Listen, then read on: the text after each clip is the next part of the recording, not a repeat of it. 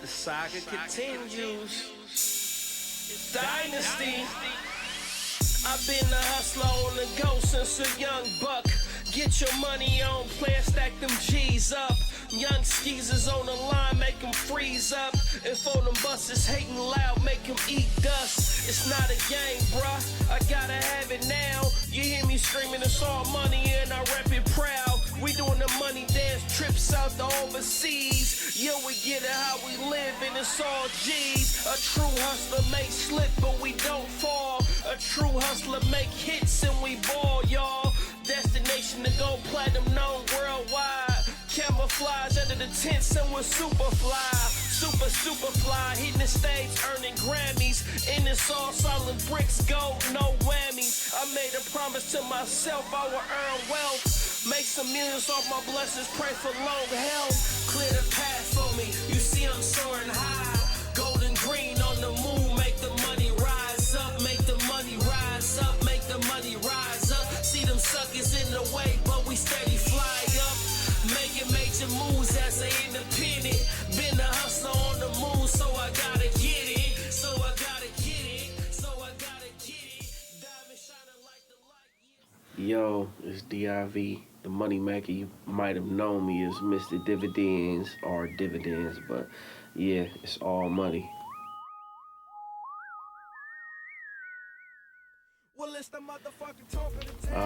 This was back in the 90s. My cousin Marcel, we was watching Soul Train and Brandy was getting an award and he was just like, we should start doing music, man. So it was like, you know, you're right. So, you know, we came up with a name which was called C&D, and I really started pursuing it. Like, I started learning how to write. So I was writing music for him, and I would take music intros and just write off of that. And then back then, that's when we would use 2 radios. So you had one radio that you was playing the music off of, and the other radio you was using to basically do, you know, the vocals and everything. And that was the process back then because, you know, I was just getting started, but, you know, it all put itself together. Started writing, you know, my senior year in high school, but let's say between 18 is when I really got, you know, able to get into a studio.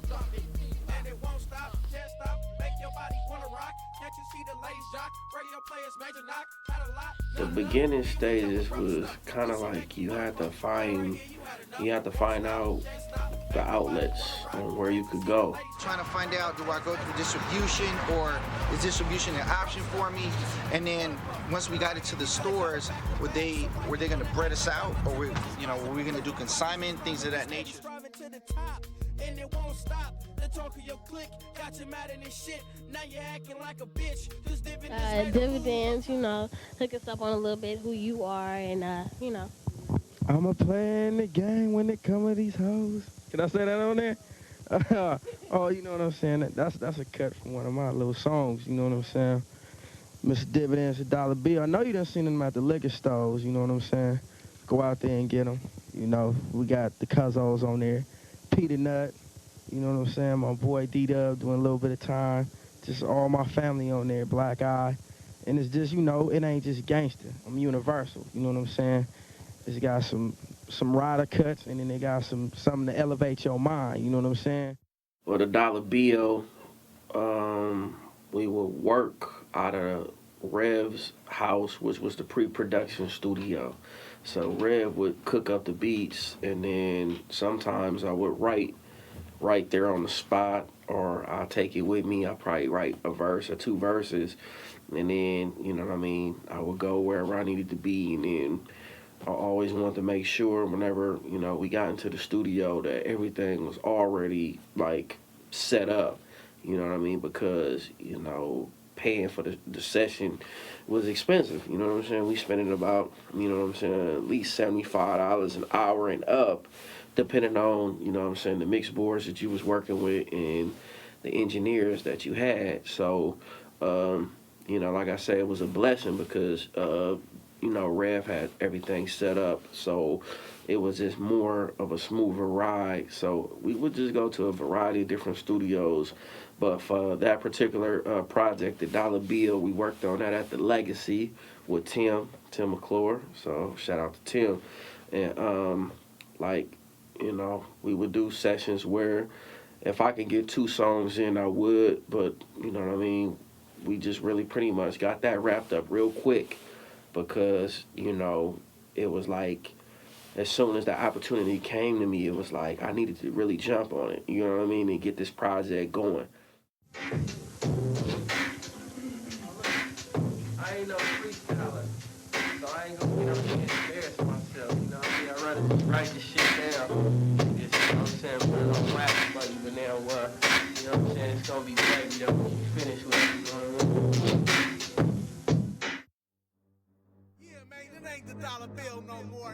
I met him probably about 15, 20 years ago through his cousin Cali Poo, shout out Cali Poo. And ever since then we've been rocking, so about 20 years.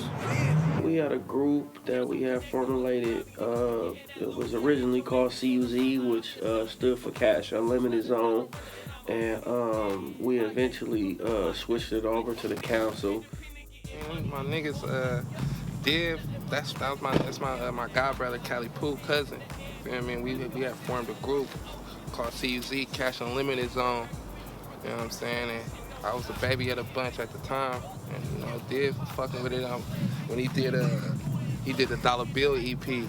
That's when I like made my debut or whatever, you feel me? Consists of me, which is Dividends, and then we had Cali Poo, and then we got Gizzlah, we got D-Dub, aka Teflon Slugs, Spitz, which is known now as Feet of Don, my sister Ally, Black Eye, which he changed his name to Ironimo, man, the Rev, you know what I'm saying? He was a producer as well as an artist. Instinct, the Pope Prince, you know what I mean? He was a part of a group, Grimy. Keon Cash, Larceny, Molly J, you know what I mean? Shout out to T1. Perseverance. Actually, that was kind of it was kind of crazy because we actually went to school together, Claremont Middle School. It's like we was raised around the same block or whatnot in the 30s. You know, and then he spent time, of course, in other areas within Oakland as well. But we went to Claremont, and then he went on to another school, and then I went on to another school after that, and then we kind of hooked back up. Actually, here on the block on MacArthur. He was working at a grocery store, and I happened to just be up in there, you know, grocery shopping and whatnot. And then he was like, "Oh man, what's up? I ain't seen you in a bit. Was popping, was good." So we was just vibing, and then he was just like, "Man, you know, I'm doing my music thing." And at the time, I was just starting to do my music thing. So I was like, "Well, shit, what you got?" And he had his box shed parked outside in the parking lot. So he was like, "Man, you know, listen to what I got," and you know, we go from there. So we just started vibing, and you know, pretty much the rest was history. The biggest thing that stepped out with me with the Weed Seed camp was that they was motivated, they had a family orientation, they was willing to pay for what they wanted to do. In other words, pay their dues and do whatever it took to get out here. And so I just took the notice of them like that. Getting up every corner store, every record store, you know what I'm saying? This how you network and get your shit out there with your flyers and everything. Tomorrow, we be hooking up the posters, putting them on hella corners and shit. So people see this shit, they recognize them, they see it in the store, they go out there and get it. So you got to take it on like pass, you know. So y'all promote the posters too, right? Like you turn 18 years. Mr. D.I.V. People sing. There go the dangler. The dangler. We got him. What's up, man?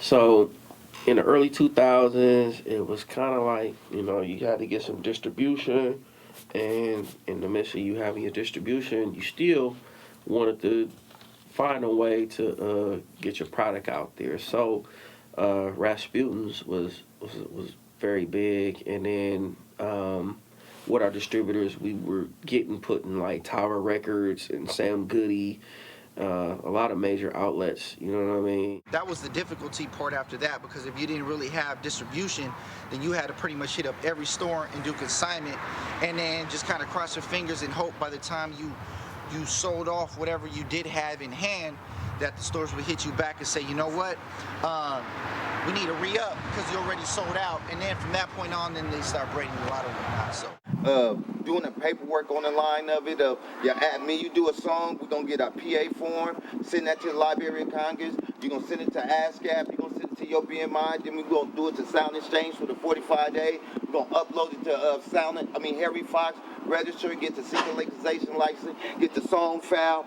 Boom, now we're gonna run that up. You got 5, I got 5. We're gonna run it through CD Baby. They're gonna run it for the 3 or 4 days. We're on 95 websites. I'm gonna take about 25 minutes. You're gonna take about 20 minutes. An hour and 45 minutes off our CD Baby. Let me just clarify this. When it comes to the artists and the music, CD Baby is 95 websites. So if you have all these steps where artists back then was pushing to get the knowledge is, 95 websites. It's only 10 minutes per website. So if you go 10 minutes, I'm 10 minutes, and we get 100 followers in just an hour and 45 minutes broke down a day, that's 10,000 spins a day. But the spins don't mean nothing if you don't got no paperwork. The advantage the new artists got right now, they got the internet. They got stream companies. They got distribution companies online where they don't even have to get out the bed. Back in the day, we didn't have what a page is. So if you call me, I gotta look on my side and say, okay, that's Deebo. I gotta find a payphone. So technology went from a pager all the way to space age. So if you starting from where we started, it was a struggle. It was a big obstacle. Now you can drop an album right out your kitchen and expect a check in 90 days, just like that. Oh man, internet is number one. That and just the fact of that you can go on YouTube and get tutorials on how to work a program. You pretty much, in all honesty, it could be like a one-man show as far as taking your own photography, your own video, the editing, music videos, production, mixing, mastering, recording, everything in one room. So that's like a big advantage, because back then you had to, all them people I just mentioned, like all those positions, you had to go find these people. And you had to break bread. It wasn't just like, oh, I can do this on my own or whatever, saving a whole lot of money, and then, having to go put them on certain music channels and paying for marketing and distribution. Don't get me wrong, you still got to do that, but nowhere near the way we used to. You know what I'm saying? Now, young kid, 15 years old, they up on game, boom, they could just be a big sensation, and then now they getting breaded out off of views, streams, downloads, or whatever. So it's a big advantage now as compared to when we started even 20 years ago.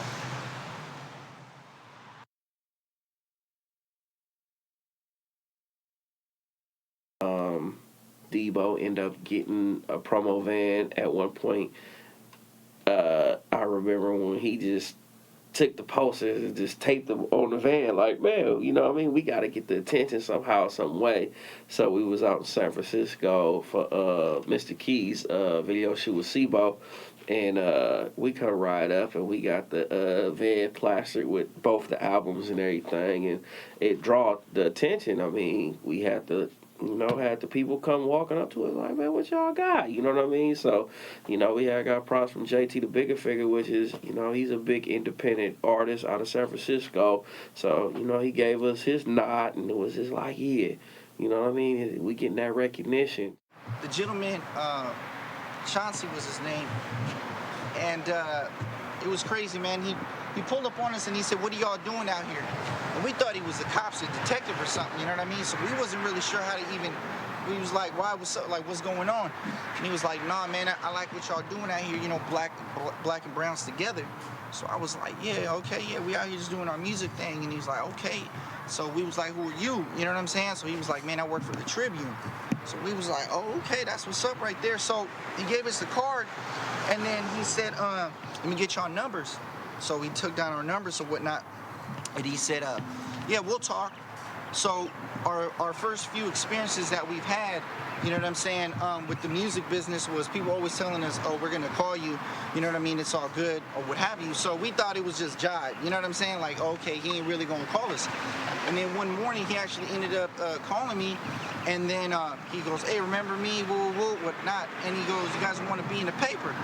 So we was like, how much you going to hit for it? You feel me? And he was like, nah, it's just an interview, like, we going to put you on the paper. So we was like, oh, man, this is lovely. So he ended up setting up a time. We went to the studio that we recorded a lot of our music at, like I said, in Berkeley, did the interview, and then next thing you know, we was on the front page of the local section of the Oakland Tribune, you know, and immediately we started getting hit up. It was so much of a blessing for us to get featured into the Oakland Tribune, because the way that transpired was we were trying to come up with a plan. We had a meeting, and Rev suggested that we just go out to the streets and just campaign, because Deebo had the We See shirts at the time. So a lot of the people was really like, they was drawn in to the logo for We See Records, which consists of the tree. Because in 1999, some young cat named Dividends and Deebo, we had to find out because we started seeing posters. We looked around, we said, we see. It was funny, it was like a weed plant that was human. You know, it's like, damn, this is some real shit right here. And I had the opportunity to actually run into Dividends. We chopped it up, and we went from there. Next thing you know, we was out grinding out CDs out there, selling in the stores, selling on the street, whatever kind of way we can dump this dope. Woo! That's going back. I actually met Div through hustling. You know, we was just hustling. You know, selling CDs out the trunk and, you know, moving around a lot. And actually, I have a barbershop in San Leandro, and Div was getting his hair cut next door at a barbershop next door to me. And then we you know, just in passing, we knew we was, you know, both doing the thing. So we started really getting close, and, you know what I mean? And then we started doing shows together, started doing music together, you know, and it just went from there. I remember somewhere along that lines, We See was out. I think y'all had a street promo band. I want to say they had the promo band. It was making these runs, hitting up all these spots. So after a while, when you see and you running in the same circles, and you going and you hitting the same spot, you start to take notice, and you know, you start building a relationship. So I remember that happening.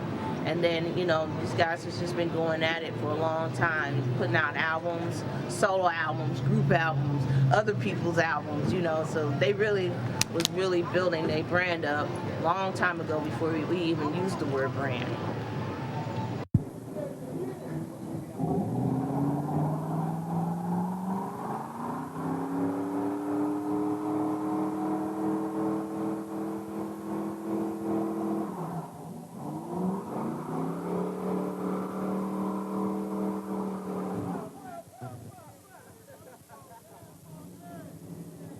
Yeah, that nigga, we left a cloud.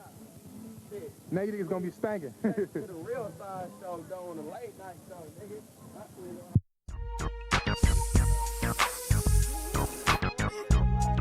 Hey, what y'all wanna do, man?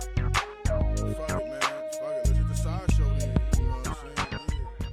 Tires Burn, man. Tires Burn was like really, that was a fun track to make. I remember being at the Soul Shack. That's what we used to call Rev's spot.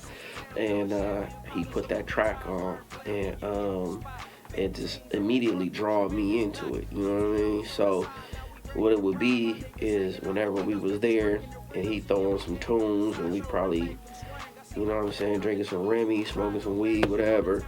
And it was just like, I immediately started getting on that course.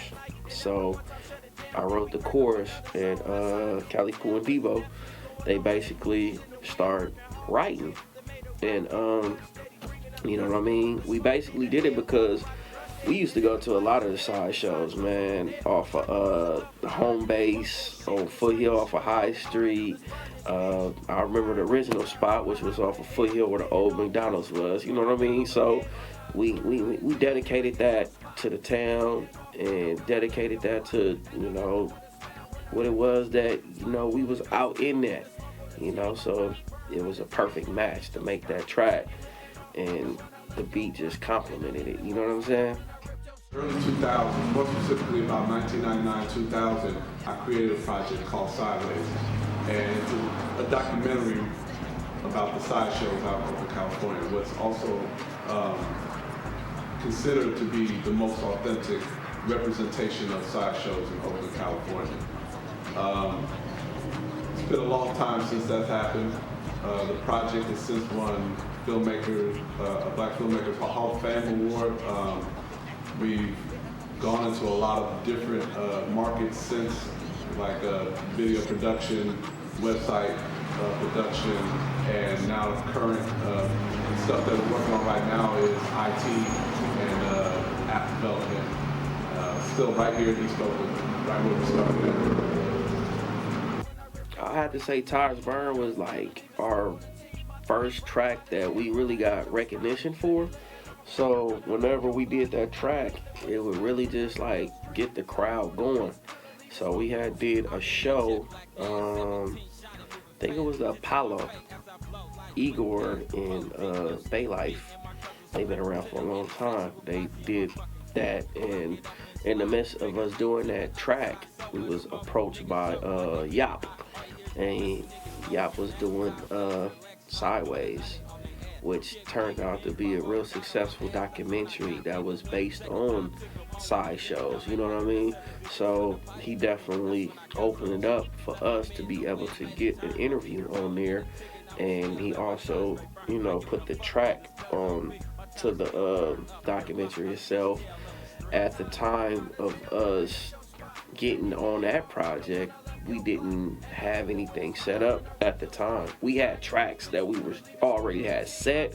It's just we didn't have a project at that time. So when he got that track, a lot of people probably was like, okay, well, how can we find a track? Well, we didn't release the track yet.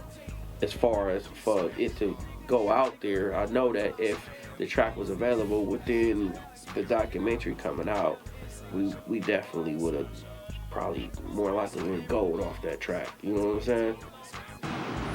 Man, you know, that's an interesting story. When we first hooked up with WeSee Records and Deebo, D.I.V, Cali Poo, it's hard to say exactly how the connection happened, because this is in the sideshow days. Everybody saw everybody else, but everybody didn't necessarily know everybody else. And there was a lot of activity going on in Oakland, in the record industry, as well as you know, what we were doing at that particular time was kind of pioneering independent video production, independent documentary production. We were pioneering that out here in this area at that time. I believe, and you know, I'm sure they'll correct me if I'm wrong, but I believe I met them out at sideshows.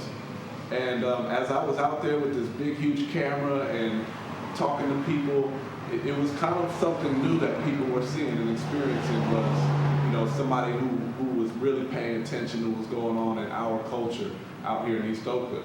And it was kind of, people were kind of apprehensive at first, like, who is this dude with this big old camera out here at the sideshows, when nobody was really paying that close attention to it. And it was kind of difficult at first to get people to do interviews. And at the time, you know, I might have connected with Deebo at the time, and you know, he was just like, yeah, let's do it. And that kind of helped put together the first 32-minute version of Sideways out on the corner of Havens Court and Foothill, in front of what was then the Beacon gas station.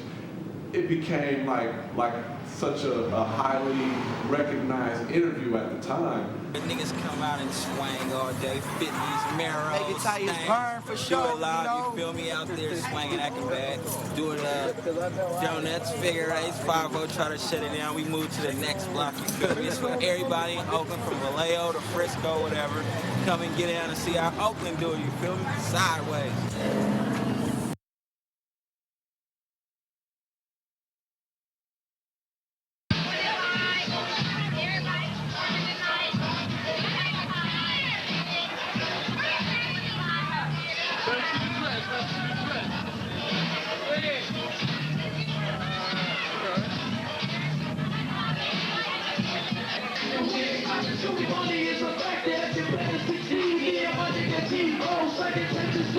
Who wants some pussy over money, my fuck? Anything that take a pussy is probably broke, you know. I'd rather take the cash, you cannot take the ass. Gotta have some drugs if you better have fun. I play the rap, they trips. We out on the bitch, and if you ain't got no shit, then you say that trick, you stupid bitch. Just see you never respect this motherfucker. What? You better get your money clear, get your grind, man. Get your cash right.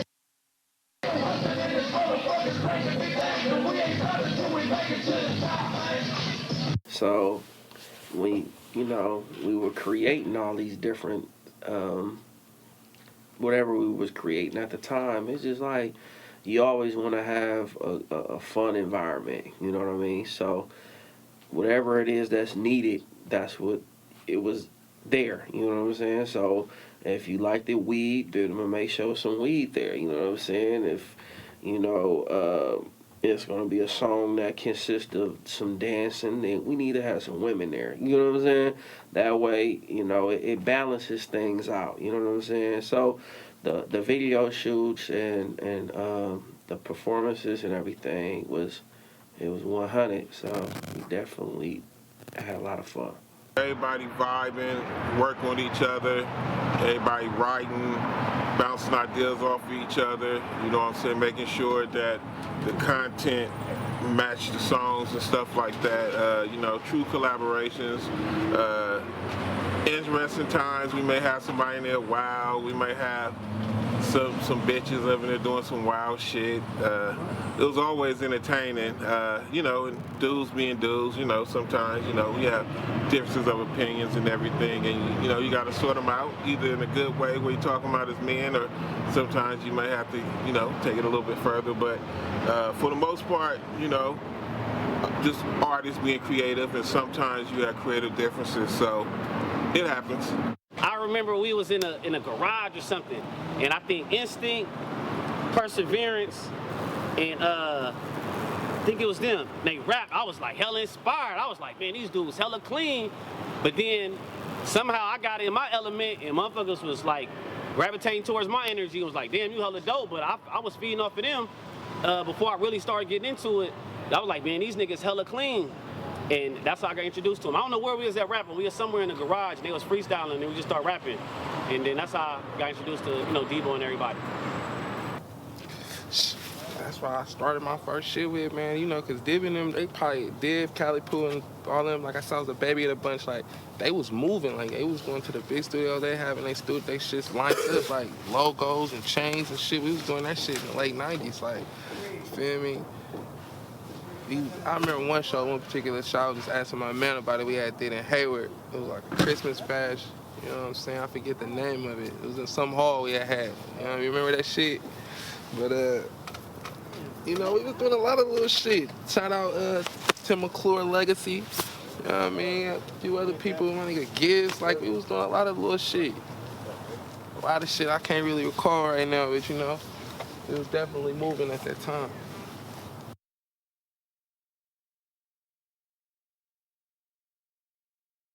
Back in that time, it was just like we was hyphy, you know what I'm saying? It was the bounce era, you know what I mean? 2000s was dope.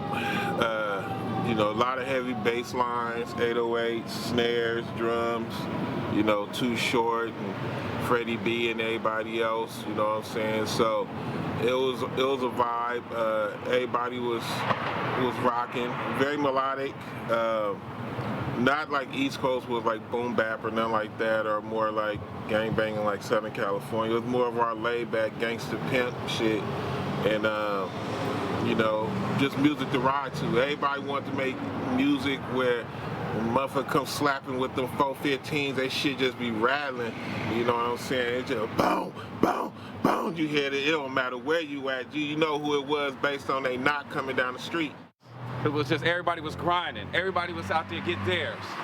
Everybody was pretty much about the grind. So that's what I focused on, being on the grind. Niggas, you feel me? Yeah. Yeah, man. What time is it, man? It's that nigga Juice in the motherfucking He's house, you feel me? You know I love y'all niggas, man. Y'all doing it real big out there. Yeah, 510-415 is nothing, you feel me? Yeah. Alright, baby boy. Keep it PI, man. Oakland was really, you know, on fire. You know what I mean? A lot of artists was coming out, you know, and everybody was out there pushing. You know what I mean? Everybody was in the streets. It's a melting pot of just different cultures in one little city. You know what I'm saying? You got real mob music. You got conscious community music. You got borderline pop music. You know, we got a real melting pot in the town. You know what I'm saying? Oakland just always been like a city that just already had like the swag, man. It just like we just was different from all the other cities. A lot of other cities came to Oakland to come kick it. You know what I'm saying? So it was like they came to our parties and they was learning our language because we even speak a different language out here. You know what I mean? And like I say, you know, the dreads, everybody was shaking their dreads and the gold teeth, and I mean, you know what I mean? You know, we always been swinging and man, you know, Oakland is just a unique city, and the atmosphere was beautiful. You know what I'm saying? Hypey movement. You know what I'm saying? I won the Source Unsigned Hype 04. I won it twice, actually. I won the Source Unsigned Hype twice at the N1 game, the Coliseum freestyle battle. I won that in 04. I won it in 05 the next year. So I say around, that's when I really wasn't making music. I just had to battle niggas all the day because I couldn't get beats. So I had to freestyle and rap on niggas all the time. So that was like, what, 04, 05? Man, well, I'll say the 2000s, it was hot. It was a lot going on, but I'm gonna say the 90s was even hotter. You know what I'm saying? But the 2000s was something else. You know, it was a lot of people coming together just trying to push their brand, push their music, you know, get their thing going out there. So it was just live. Events like Hip Hop on the Green. You had, you know, music conferences like Jack the Rappers and, you know, those little conferences you would go to and you'd go do your promotion and make your name. So, you know, there was a lot of artists, especially in Oakland, that was, you know, the OGs, you know, I can't even think right now, but I know them off the top of my head, you know, and I have them in my head.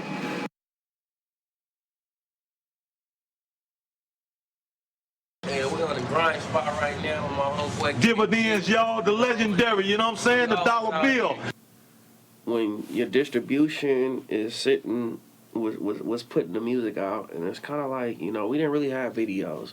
You know what I'm saying? We were just basically making the albums and just, you know, trying to push it out there on the streets. Some people, you know, they're going to buy it. Some other people, they don't know. So they're not going to give it a shot because they, you know, you're not on KMEL or nothing like that. So it was kind of like, you know what, we, you know, like I say, a hand-in-hand thing. To be on 73rd grinding CDs. Like it was not $5 a wop. Just trying to make it. You know what I mean? You already know, it's on the grind every day in front of Rasputin's, right out here, walking up and down the street, selling CDs. I'd be like, man, you know, if you don't buy my CD, I'll rap for you. That's how we would do it. You know what I'm saying? We hit up just big events and have your stuff. You know, even with the record store, you go to the record store, and it's like, okay, we getting a count on, you know, how the sales going. Well, you done had the stuff here for 2 weeks.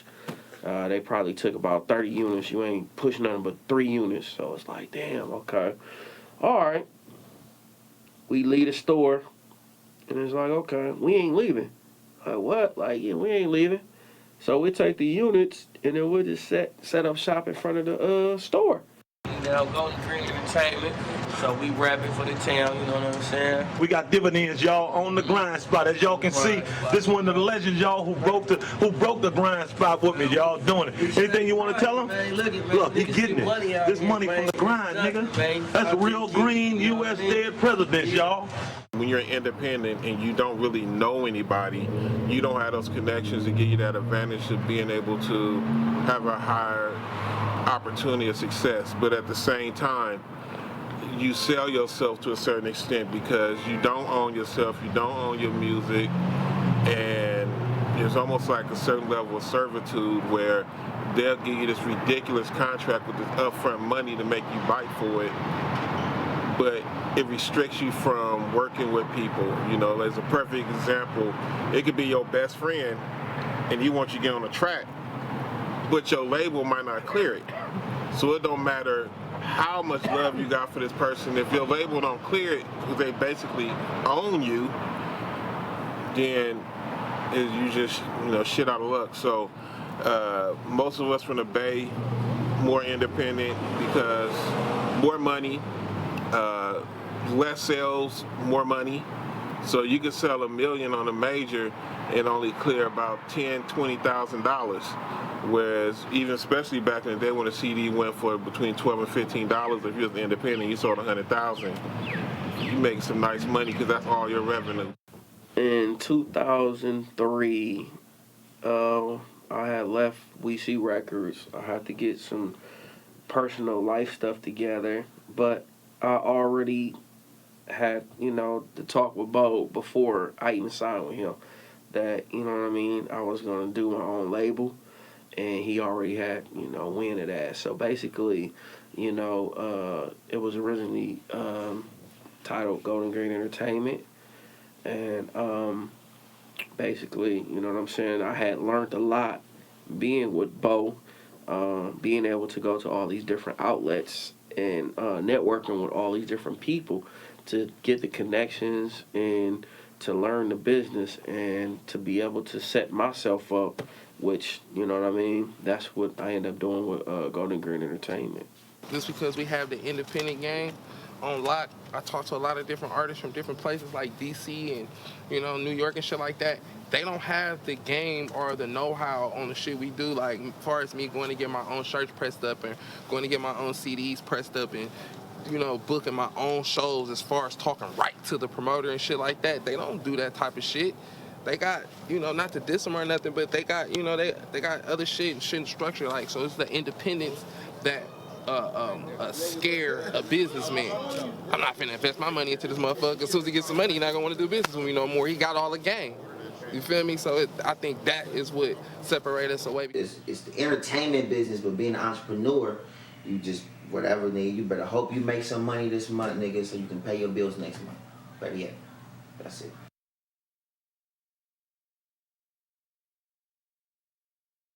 Yeah, we up here at the Legacy Studios out here in Berkeley. You feel me? We check for a slug, now run them behind the camera. Yeah, man. Check us out. We about to do this session. I gotta finish this session up to this little song right here.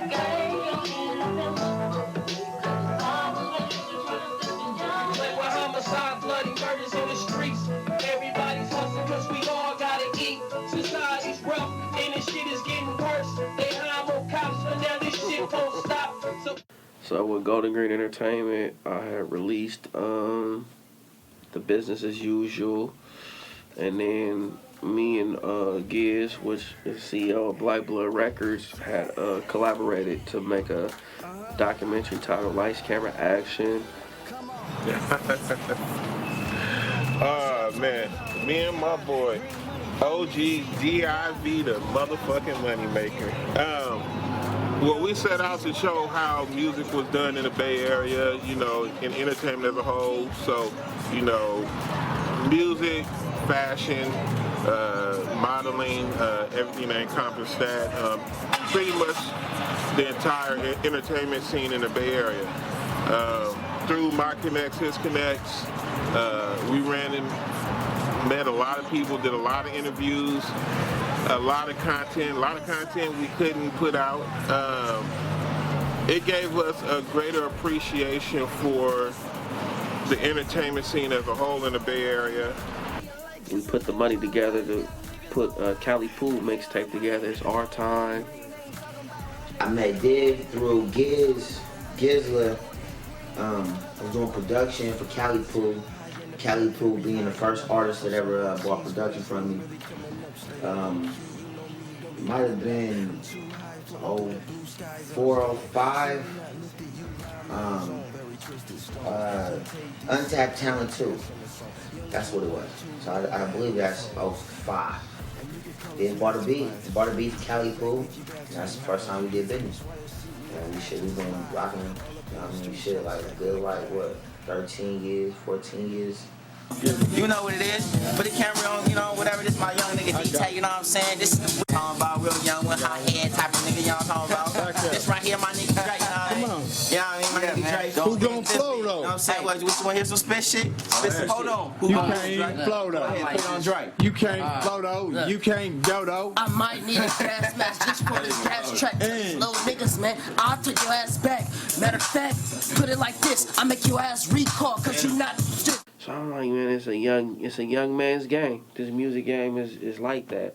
I got, you know, my nephews, every time I come to the block, they busting for me, like, you know, come here. You know what I mean? They let me hear something they done wrote, or they just busting out the head, and I'm just like, you know what? I'm gonna put y'all on right quick. So, you know, that's where Decent D-Tay come in effect. But it's damn right, man, when we was younger, you know what I'm saying? Everybody was rapping, man. Everybody was spitting. Even moms was spitting. Everybody, cousins, everybody was spitting. You know what I'm saying? So we were already being writing. So when we was ready, when we was in that studio, we was ready, man. The late star ready. It was like, look here, man. I'm fucking with y'all. I see some of y'all, and I want y'all to want this more than what I want. You feel me? The album Stunner Harleys, which is out right now. You feel me? You'll be able to hear all those songs and more. We got songs on there for haters, you feel me? For the females, you feel me? On a good level, not on no bad shit. But then shit, we got some club bangers, we got some shit that real motherfuckers can relate to, some shit that more OGs might be able to. Feel me? Like I said earlier in one of the documentaries, you feel me? We gonna make it to the point that this CD gonna be based on different shit, not just one ass subject. Hell yeah. In the studio, it's nothing, man. This ain't nothing, man. You know what I'm saying? We riding, we freestyling, whatever. You know what I'm saying, man? So when we in the studio, man, we get right to the point, though. We get right to the point. We even writing in there, too, man. We don't even got nothing already written down. We writing. You know what I'm saying? We put it down, man. It's nothing, man. That's what we do, man. So I had to go into a whole different mode when it came down to me trying to make that transition from being an artist to being, you know, the executive producer. So with doing that, I took on the role of, you know, management as well, because like I said, you know, being independent, I didn't have no sponsorship. Everything is coming, you know, out of my pocket. So it was like, okay, I'm gonna have to, you know, go into a whole different mode where, you know, I have to make these phone calls, you know what I'm saying? I have to set up these situations, you know what I mean? They need a producer, you know what I'm saying? And you know, we got to get video directors, you know, to get all this different stuff going. So the whole process of making our projects, you feel me? It was some hardship. I mean, you gotta work. It was work. It was hard work. We had a lot of redos. I mean, just being real, ain't nobody perfect. I mean, we were just starting, but it was also fun. Like, the experience was fun. You feel me? We was able to vibe with each other. Me and my brother got to know each other on a different path, a different level. You feel me? Meeting new artists, working with legends like Jacka, rest in peace his soul. You know, working with people like D.I.V. Yeah, out of control, you know what I'm talking about? Right. You feel me? T1. I mean, I could go down the list. Albums when we did Stunner Harleys, you know what I'm saying? I forgot what year that was. That was a minute ago. You know what I'm saying? We did Wild City. You know what I'm saying? We did a few mixtapes, you know what I'm saying? Young Fly Fresh, you know what I'm saying? We was youngins, you know what I'm saying? Youngins. You know, so I was like 15 or something. I forgot, you know what I'm saying? You know I come through as only one thug when I come through your hood. Cause y'all niggas be catting. You know all I do is get that money, I'm not relaxing. After that, I gotta keep going, go get the track, man. Cause this female said she beating me to bring my stack, man. That's on the real, I'm trying to eat like Pac-Man. Fuck that, if this slow, then I'm a jacker, man. Now I'm just playing with you, know I'm a Oakland Raider, you already know. I ain't tripping off you haters. Cause your haters just in my way. But let me anything that go through that. Hey. So the Wild Sea Projects was really fun. We had some great times, you know what I'm saying? We was working with Blitz. Blitz had the studio set up at his spot which was in Berkeley. A lot of hits came up out of that spot. I don't even really know if I can like go down that list. I work with like probably hundreds of artists in the Bay Area. Jack, Fetty, Drew, Mob, Little Rue, Filthy Rich, Lil Blood, Shady Nate with Livewire shit. Shout out to Ruben and shit. You know that. It's just hella clicks and niggas. I don't fuck with everybody. Like I'm just, you know what I mean? Like production wise, I don't fuck with everybody. Mixing wise, I don't mix probably everybody vocals. And nigga JC in this bitch. What's happening with you, man? What's in? Shit, man, you know. Yeah. Fuck with my nigga the Prez, man. Thanks, Nick, man. Dallas game, that shit was early. Hey, remember when they all time out, when that dude field goal, man, they went into the game, they lost though. That hella man. Man, how it was with like Jack, man, RP Jack, man, he was hella cool, a cool dude. You know what I'm saying, man? We put the shit down real fast, man. It was nothing. Professionals, you know what I'm saying? Seminars we done went to, man, we done experienced some shit, you know, meeting people like Wyclef Run from Run DMC, Shaka Khan and Drummer Boy, and I could go down the list, you know, but like I said, the process, it was hard at first, but in the long run, it was worth it. You know what I mean? And it was fun. It was fun because we got to learn something. Hey, area. Yeah, the Yay is in the building, man. But you know what I'm saying? This is a legend. That's what's up, dog. He held up the Stunaholics and he was ready, so you feel me? He ain't no haters. Y'all gotta get on that same same height, man. So we done been to LA and all that shit. Let him drive. He drive fast at the shows, but on an everyday type thing, bro, these niggas drive fast just going to the corner store. Yeah, them motherfuckers be moving, man. Let's go then, man. We out of here. Smash out. Got my records again, baby. It's the Pirates of the Caribbean, man. What's happening with it? Huh? You representing for us? You give me money and all get green, huh? Yeah, man. We doing the same thing out here, man. Hollywood Boulevard, you know. Kevin Costner, you know what I'm saying? He the cat that made the movie with Whitney Houston, you know what I'm saying? Anthony Hopkins, he get, you know what I mean? Actor. Yeah, man. Oakland is in the building now, man. Remember that. Not even the projects. You know how people be like, they from the projects? I'm from a hut.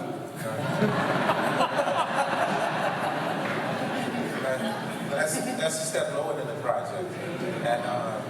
And I started music when I was like 3 years old. And the reason why I did music at 3, we were so poor. And the music was just the escape. And it seemed like every time we could hear music, it was just the escape. So I wrote my first song at 3. It was the worst song ever. But it was just for the escape. And then so in this small village, the elders used to talk about this place called America, you know? And it was like, you know, America, the city of gold, the city of diamonds, you know? So I was like, I have to get to America. So at 10 years old, I landed in Marlboro Projects in Brooklyn. And I get to the hood, and for the first time, I see lights, electricity. I see bricks, like houses made of bricks.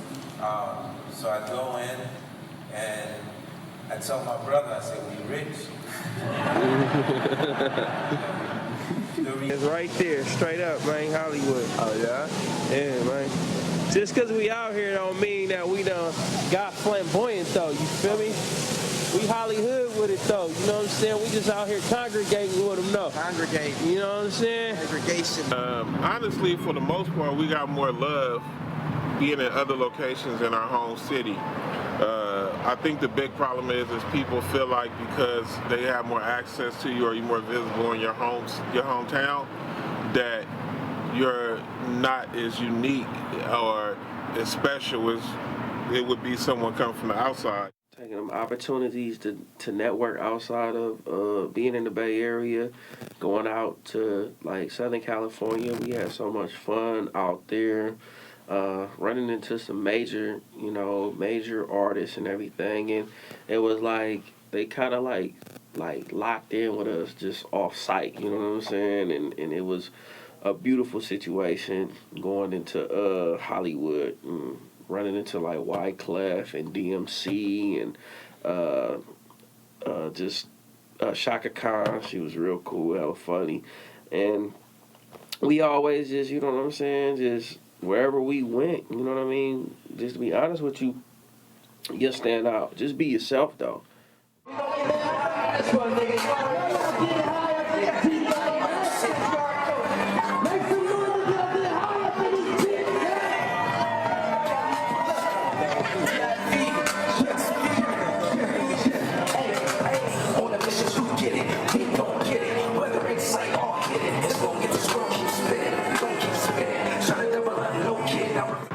Opened up for like what, Filthy, Messi Marvel, Jerusalem, Bullies with Fullies, I mean, you know what I'm saying? And then out there in Sac, man, we opened up for them, that was a few years ago though. It's money time now, I'm on the grind, like the sheets on the bed when I fucking right. You pick a fight, bro, that's your right. I get higher, fly like a star to the sky, keep my eyes on the green, so my money to the right. I'm on the fan like bird, and just earn those stripes. A clear and definite difference between going somewhere else, getting major love, even groupie love. You got a lot more of that when you traveled around as opposed to being in your own city. So many good memories, man. I mean, it was really fun. Really fun.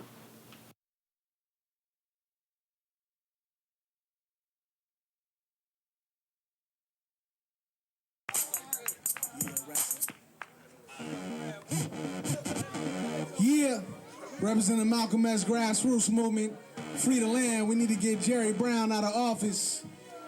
It's right about now. 1 or 3 out of blacks is locked up. So what we gonna do, my people? We soldiers.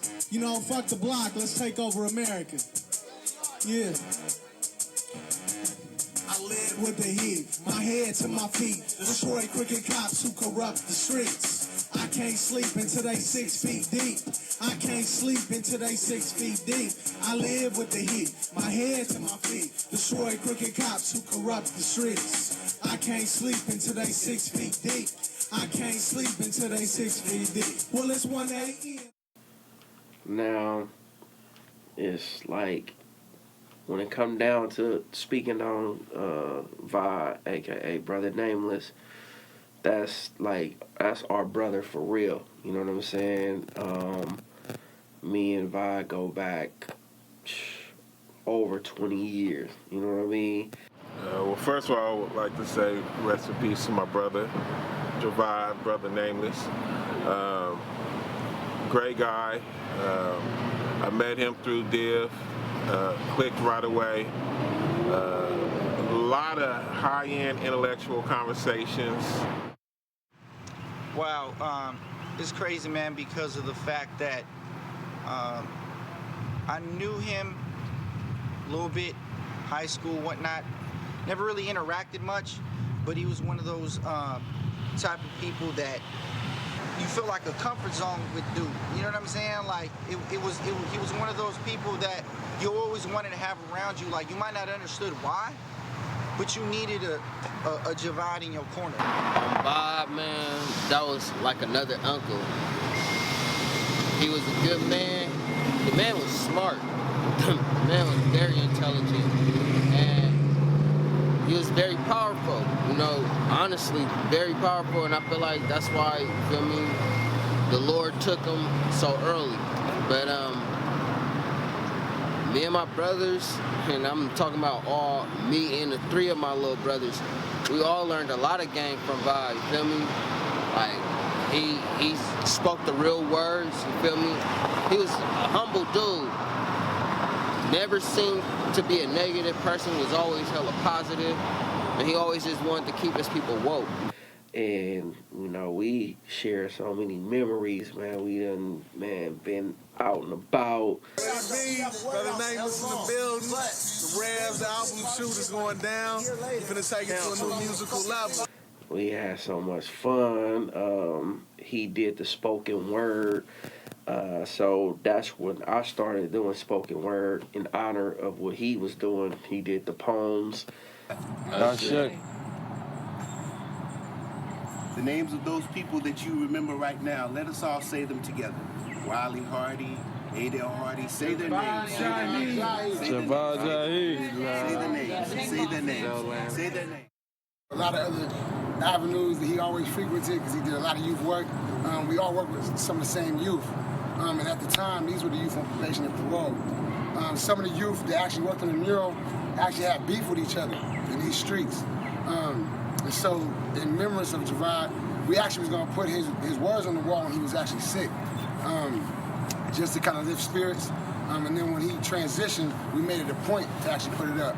Now, there was some beef about the wall at first because somebody wanted a face in the middle, but just Javad kept speaking, and through the ancestor, it definitely made it possible. I came here today because I'm still kind of like caught off guard that he's not here right now. I went to high school with him at Skyline. I was actually the first person he met when he got to Skyline. So I took him under my wing and I said, just follow my lead and you're gonna be all right. I was being funny.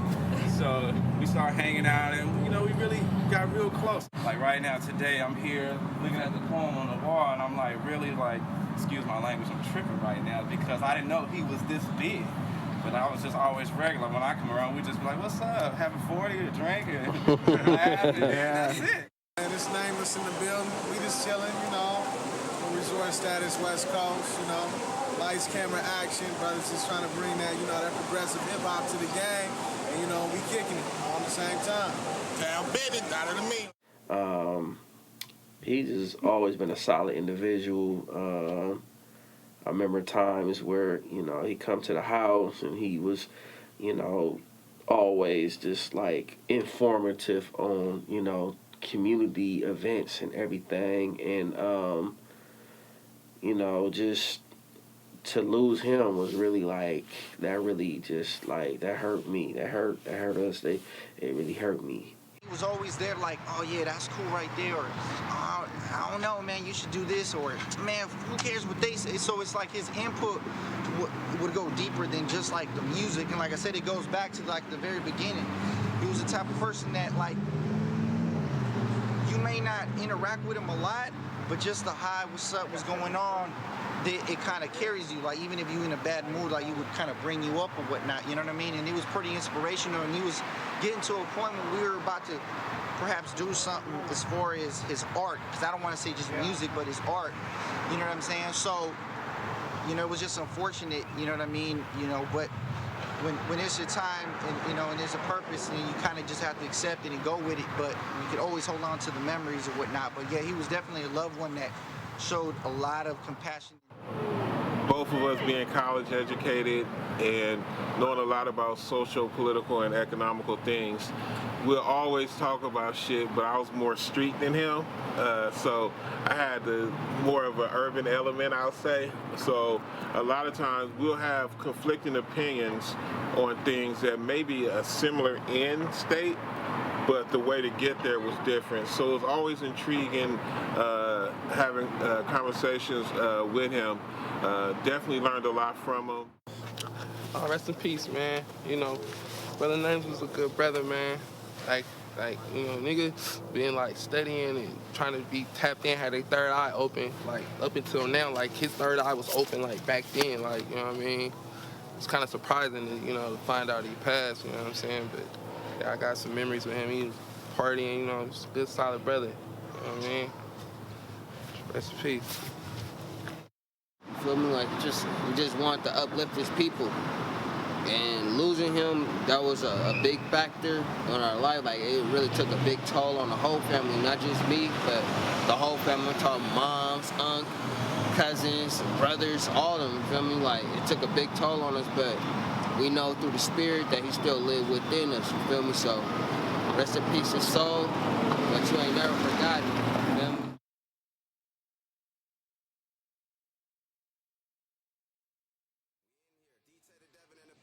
As far as, you know, my career, I'm so satisfied with the fact that for me to have been able to have a dream and actually accomplish it, you know, that was something itself that was a reward for me. And, you know, to be able to have a catalog to show what it is from the work that I put in, that's a reward itself.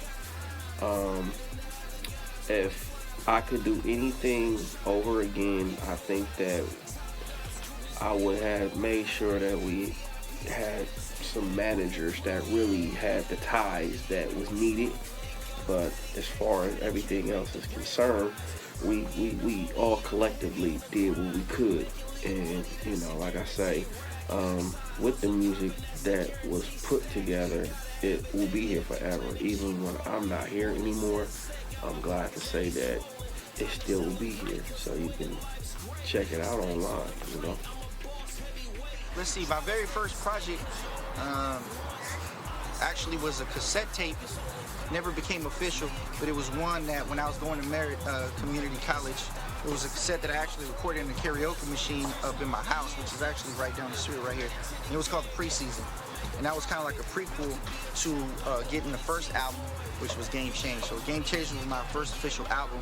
So we had Game Change, and then we brought it up with my first artist under the label, which was D.I.V Dividends, and then we came out with a $1 bill. And I believe after that was the 510 We're Still Riding. And then, not in any particular order, we had Untapped Talent Part 1, had Untapped Talent Part 2, and then I had the documentary, and then I had a few other mixtapes. Did a few shows.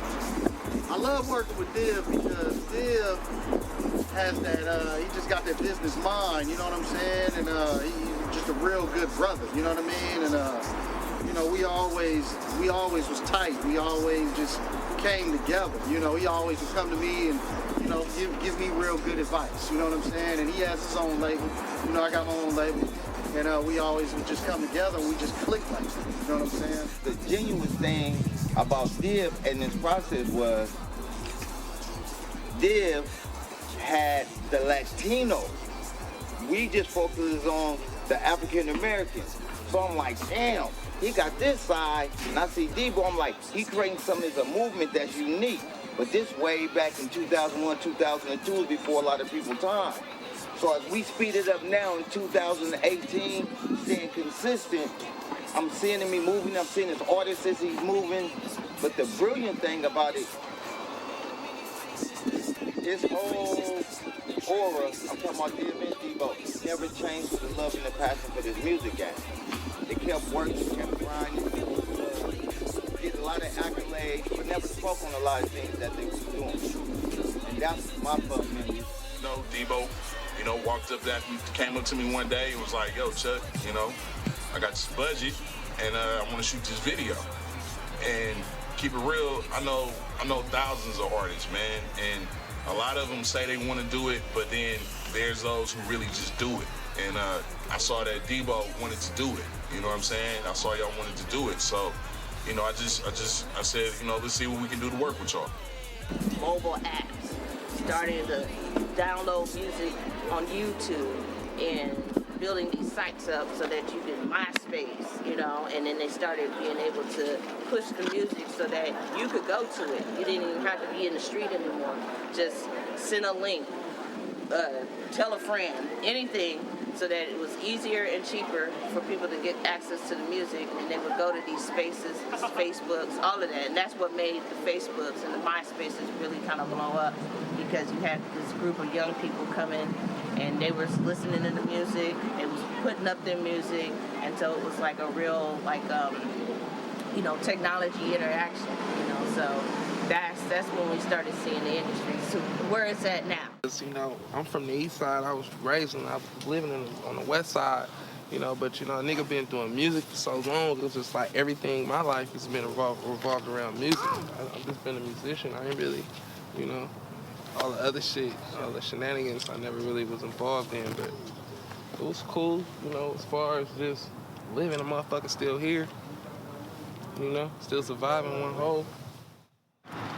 My style, I don't feel like I can really describe my style. I can't really place myself as a certain genre or style because I have a big music influence when it comes down to all type of music. Like I'm very diverse, I'm very versatile.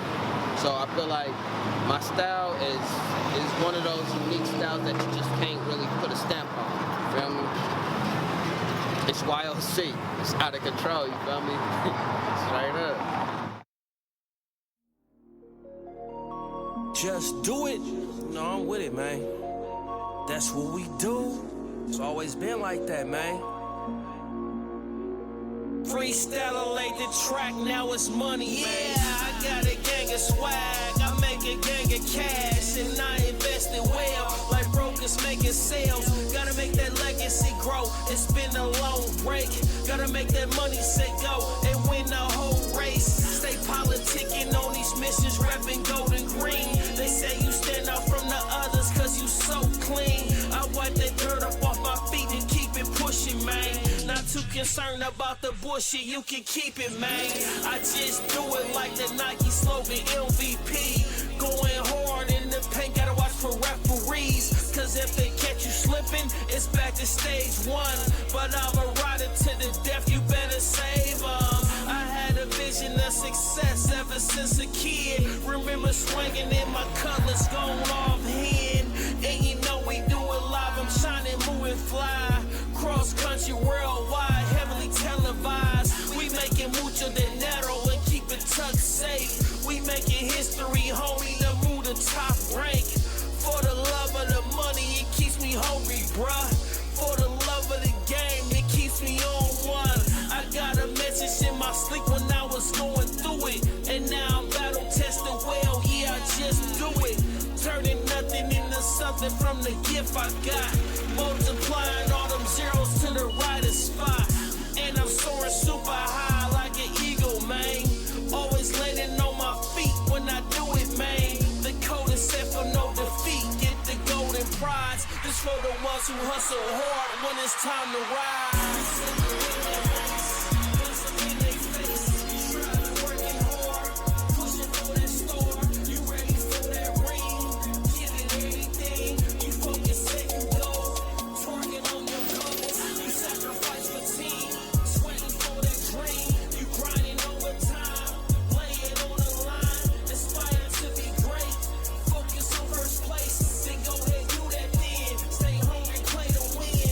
Tell me nothing if you sideline hate, man. I'm money motivated, prime time making bread. They think I'm cocky cause I'm always turning heads. But when you're blessed, that's when the booby trap straight ahead. I've been inventing the game for quite a long time. Push my product like dope, it's been a long grind. Yo, my product is lethal with a sharp kick.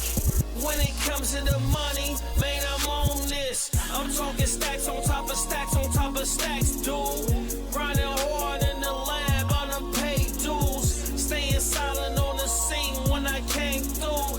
Finally hit the airwaves, it's been overdue. With a major sound, it drives them really wild. Really reaching my quota, keeping things in order. Many steps to the top to reach a clear view. Staying loyal to the game, that's how I'm built, boo.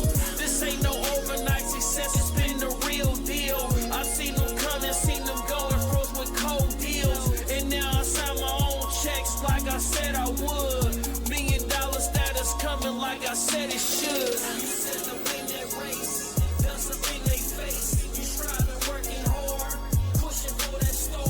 You ready for that ring, give it everything. You focus second goal, twerking on your goals. You sacrifice for team, sweating for that dream. You grinding overtime, laying on the line. Aspire to be great, focus on first place. Then go ahead, do that then. Stay hungry, play to win. Life has no limits for those who's poised to win. There's battles that's been lost for wars to win. To focus on success, there's work to gain. Before there is power, you experience pain. To share amongst the youngins for wisdom to gain. To remember in life, it it's always a game. Just do it.